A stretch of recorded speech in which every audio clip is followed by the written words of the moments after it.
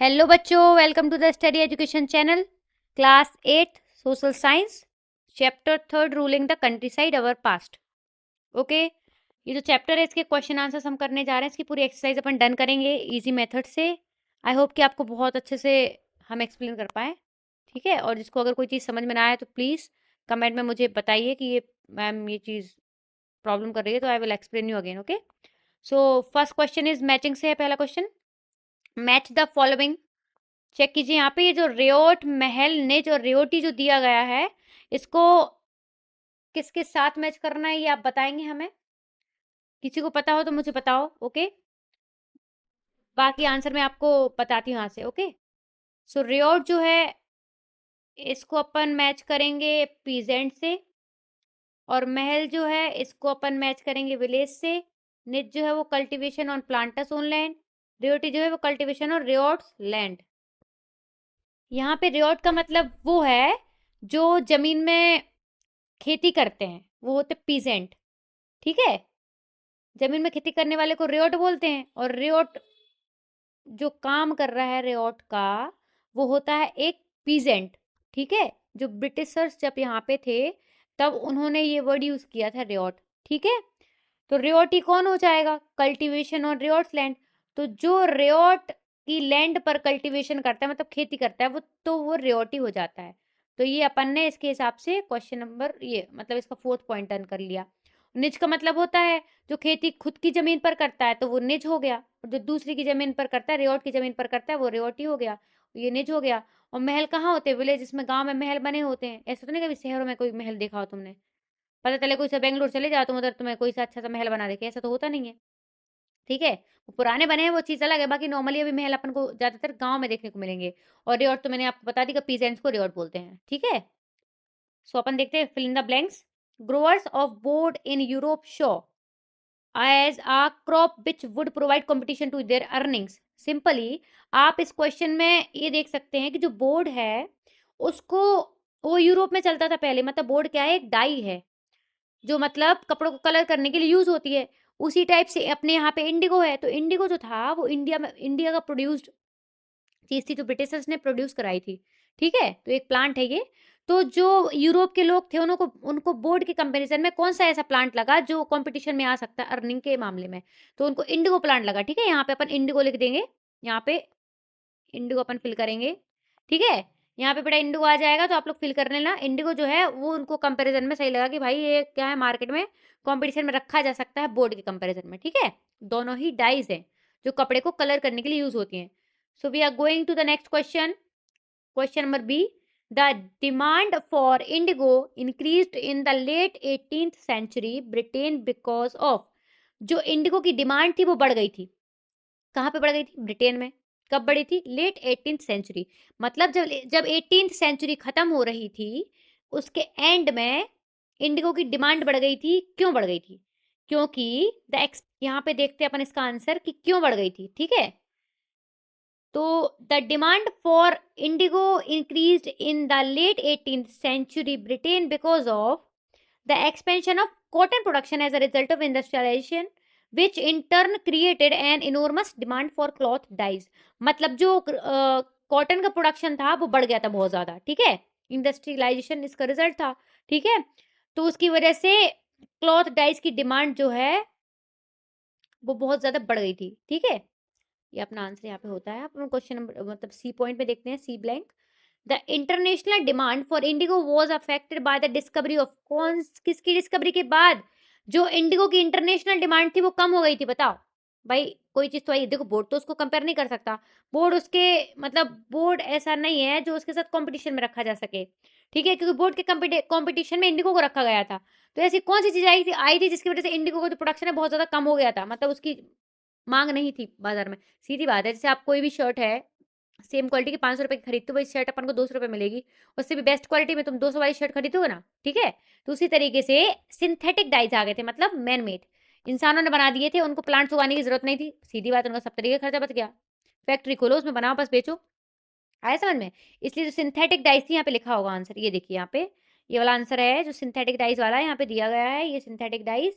तो ये इनके आने के बाद क्या हुआ था, जो मार्केट है उसमें इंडिगो की जो डिमांड थी वो कम हो गई थी। The Champaran movement was against, Champaran movement किसके खिलाफ था? इंडिगो प्लांटर्स, ठीक है। तो जो इंडिगो प्लांटर्स थे, मतलब जो ब्रिटिशर्स थे, उन्होंने इंडियंस को इंडिगो प्रोडक्शन के लिए बोला था, ठीक है। तो उसके खिलाफ इंडियंस ने क्या चंपारण मूवमेंट स्टार्ट करा था। ओके, अब अपन लेट्स रिकॉल वाले क्वेश्चन देखते हैं। क्वेश्चन नंबर 3 जो अपना क्वेश्चन नंबर 1 है, describe the main features of permanent settlement. Permanent settlement के मेन फीचर्स बताने हैं। अपन देखते हैं परमानेंट सेटलमेंट होता क्या है, पहले अपन रीड आउट करते हैं फिर आपको बताते हैं। Okay, in order to get a stable revenue income, most of the East India Company's officials believed that investment in land had to be encouraged and agriculture had to be improved. This led to the introduction of permanent settlement in 1793. तो stable revenue पाने के लिए जो east India company के बहुत सारे जो companies officials थे, उनको ये विश्वास था कि अगर वो लैंड में इन्वेस्टमेंट करेंगे तो उसकी वजह से उनकी जो एग्रीकल्चर है वो इनकरेज होगी और उसमें बहुत सारा इंप्रूवमेंट आएगा। सीधी बात है, किसी भी चीज़ में अगर आप इन्वेस्ट करते हो, उसमें पैसा लगाते हो, तो भाई उसमें इंप्रूवमेंट तो आता है सिंपली। वो चीज़ ग्रो करने का उसका 50% चांस होता है। ओके, दिस लेड टू, इसकी वजह से क्या हुआ, परमानेंट सेटलमेंट जो है वो 1793 में इंट्रोड्यूस कर दिया गया था इंडिया में। बाय द टर्म्स, ये अपन इसके टर्म्स पढ़ते, ठीक है। By the terms of the settlement the rajas and taluqdars were recognised as zamindars. इस टर्म के आने के बाद, मत कौन सा टर्म, किस टर्म की बात चल रही है, परमानेंट सेटलमेंट। ओके, तो परमानेंट सेटलमेंट के आने के बाद जो राजास और तालुकदार थे, उस टाइम पे राजा और तालुकदार होते थे भाई, अपने यहाँ पे जो नॉर्मल राजा हैं उसकी बात चल रही है, ठीक है।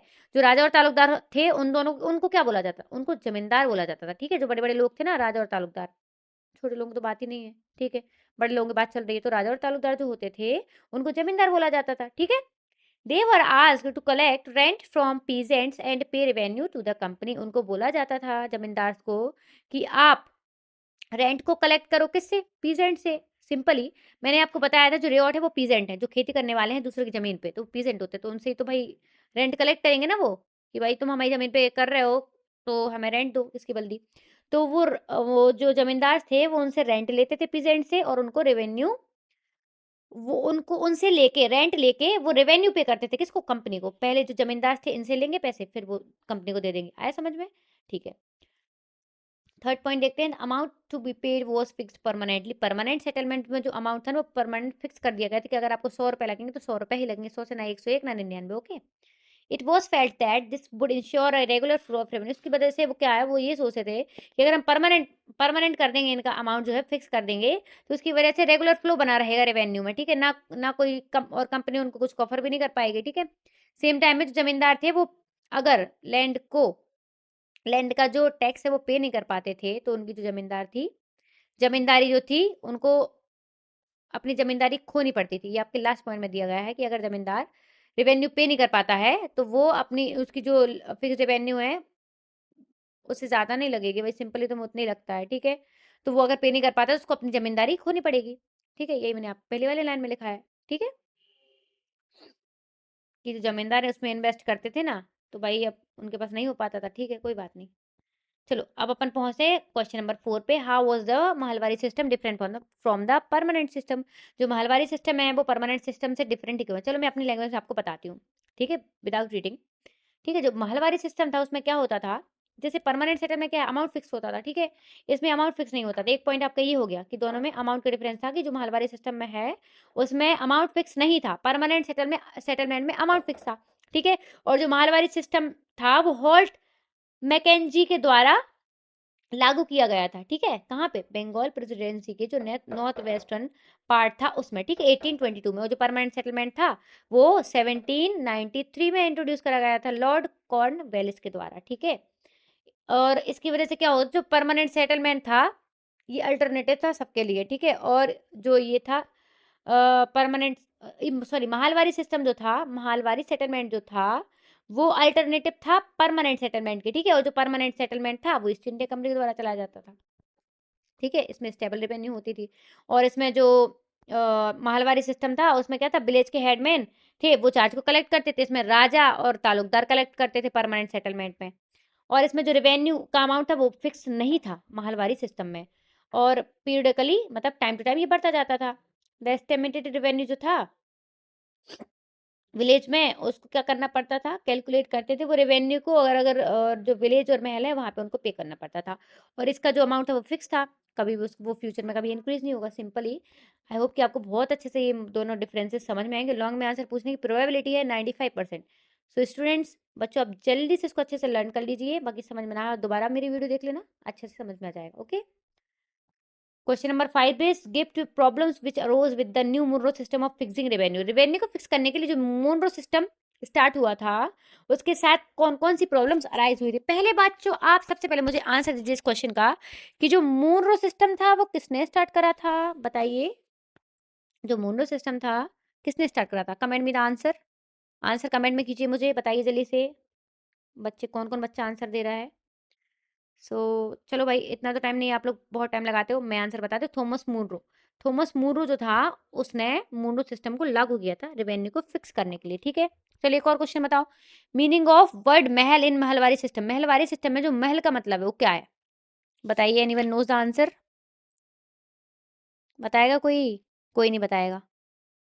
कोई कमेंट करने में इंटरेस्टेड ही नहीं है, बिल्कुल कोई बोलना ही नहीं चाहता है। अगर तुम कमेंट करोगे, बार बार लिखोगे, देखोगे, तो दूसरों का भी हेल्प हो पाएगा, तुम भी याद कर लोगे, दूसरों को भी याद करा दोगे, ठीक है। तो जो महल था, महलवारी सिस्टम में, उसका मतलब था विलेज ग्रुप। ओके, मतलब विलेज में ग्रुप बना के लोग एक महल बनाते हैं, उसको बोला जाता है विलेज ग्रुप। देखो, सिटी ग्रुप तो होगा नहीं, स्टेट ग्रुप भी नहीं होगा, पीपल्स ग्रुप भी नहीं होगा, इसलिए विलेज ग्रुप हो जाएगा, ठीक है। अब देखते हैं अपन answer. Two problems which arose with the new Munro system of fixing revenue, देखते हैं अपन दो, ठीक है। इसमें से आपको नॉर्मली एक ऐसा क्वेश्चन भी पूछा जा सकता है कि भाई, मैं आपको बोल के बताती हूँ, ठीक है, किस टाइप का मैम आपसे क्वेश्चन पूछ सकती हैं, ठीक है। Who was the first to devise the Mahalwari system. Mahalwari system में जैसे मैंने आपको यहाँ पे बताया ना कि इनने स्टार्ट करा था, कौन है, याद हो गया आपको? नहीं हुआ, चलो मैं बताती हूँ आपको, ठीक है। ये देखिए यहाँ पे महलवारी सिस्टम जो है डिवाइस बाय, फर्स्ट किसने स्टार्ट करा था, हॉल्ट मैकेंजी, इनने करा था। तो ये आपको नॉर्मली क्वेश्चन ऐसा पूछा जा सकता है कि who was the first device of Mahalwari system, तो हॉल्ट मैकेंजी इसका आंसर हो जाएगा। और जो चंपारण मूवमेंट था किसके खिलाफ था, the Champaran movement was conducted against the what, Britishers, Mughals, Marathas and Indians. Tell me the answer, comment me down.